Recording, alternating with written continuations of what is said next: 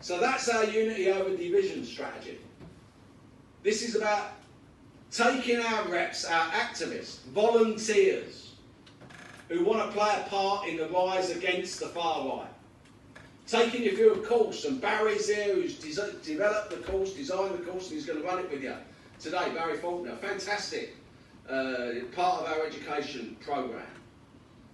But Barry's going to take you through today, and it is about building our confidence, our awareness of facts over myths, our ability to enter into a difficult conversation, because these are not easy conversations.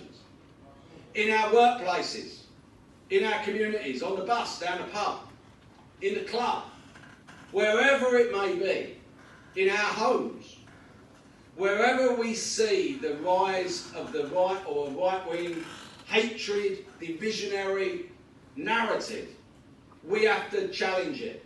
And not to simply say you're wrong or put people down. There's a skill in taking people on a journey. And we need to learn that skill. So it is about confidence building for you. It is about having difficult conversations. It is about how do you even enter that conversation in your work. But you can't just shuffle up next to someone and say, I want to have a chat to you about the far right. You've got to have what's your entry point to this conversation? How do you control and steer that conversation? How do you withdraw from that conversation when it's not going in a particularly good way? How do you come away from that conversation? How do we listen to people rather than talk at people? Something that our political classes have done for generations now. How many people in strong Labour strongholds, where I'm taking MPs around their own constituencies they haven't walked in years? People feel politically isolated. They don't feel that a political group is speaking for them any longer. And when you listen to them, you have to draw the conclusion that in many cases they're right. They're right. We've abandoned whole swathes of our communities. And we've got to do something about that. And the one thing we are as trade unionists is respected. We're respected in our workplaces. We're respected in our communities. I still have people come and knock on my door who've got a problem, even though they're not in the union. You all have that. You all have examples of that. People know who you are. They say, oh, go and see John, go and see Julie, whoever it might be. Because the reality is they know you're a fighter, you're an activist, you've got an argument for them, you give them some advice because you care. Because you care. That's why you do what you do, and you do it with such passion and so well. And that's what we want to do today. That's what we want to take you through. It's not a one-off. This is going into our education courses for our shop stewards and for our activists. It's certainly going into our equality weekends.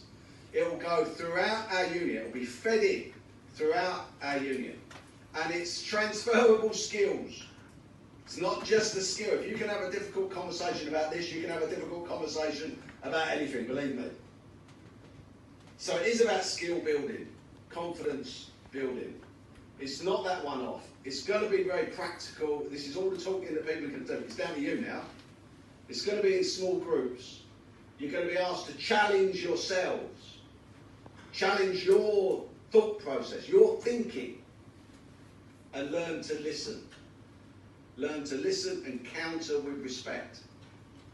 So it is about building up your knowledge base to be able to have that discussion. But it's a discussion, not a row. When did we end up being so intolerant in our society? Where did that come from?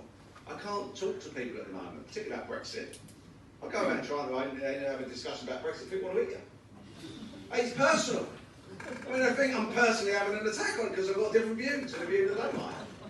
And when did we become that sort of society? I don't think we are that sort of society. I'm always the optimist. Sometimes accused of being over-optimistic. But the reality is you have to have hope. You have to believe. You have to believe that we can take this back. We can take back control.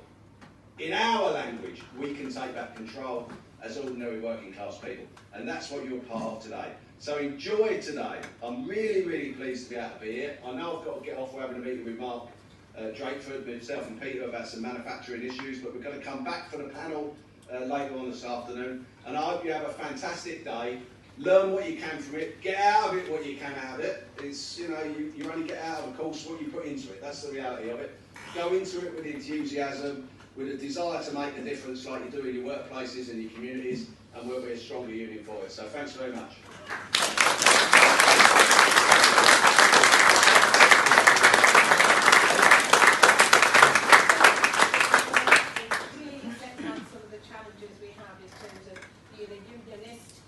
Tackling extremism in the 21st century. So if I could ask Barry and his team just to set out the conference, what